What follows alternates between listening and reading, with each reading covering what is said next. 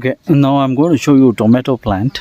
Behind me you can see, again it's green, but there's a lot of weeds, and in between those weeds there's a tomato plant. Okay, row wise we have planted tomato here as well. So there are around 7 rows that we have planted tomato. Okay, this is one such tomato plant.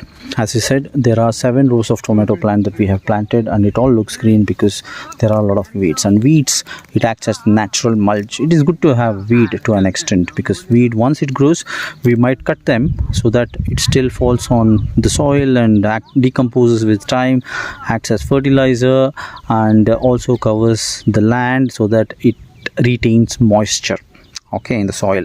But now coming back to the tomato plant, this is one such tomato plant where you see, and next to it is a soil, red soil. If you see this soil, this is all red, little dry. Okay, there's not much of a moisture in this. Okay, there's a lot of weeds. But now if you see the base of the tomato plant, what we have is that, you know, this looks black, and this is a healthy soil. This is not a soil, basically this is cow dung. You see, this is cow dung.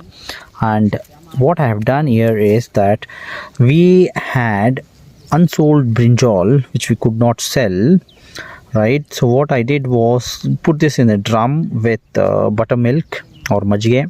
It decomposes maybe, let's say, for 7 days, and then I put that to the base of the vegetable plant. On top of that, I cover it with cow dung.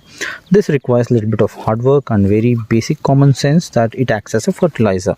So this is what we do. When I say natural farming, you can call it as organic. I don't use that word, but this is kind of farming we do. What it does is, like, if I just remove, because it retains a lot of moisture while it decomposes, and this helps, you know, the soil to remain, you know, moist, and this acts as fertilizer with time, helps tomato plant to grow better. Okay, so with this we don't have to use any kind of artificial fertilizers.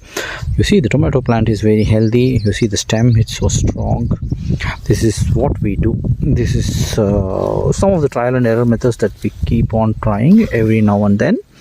But in most of our methods, we try to follow such natural concepts. Like we have beans plant there, and we also have, you see, the palak, and then we have radish hiding in between the weeds.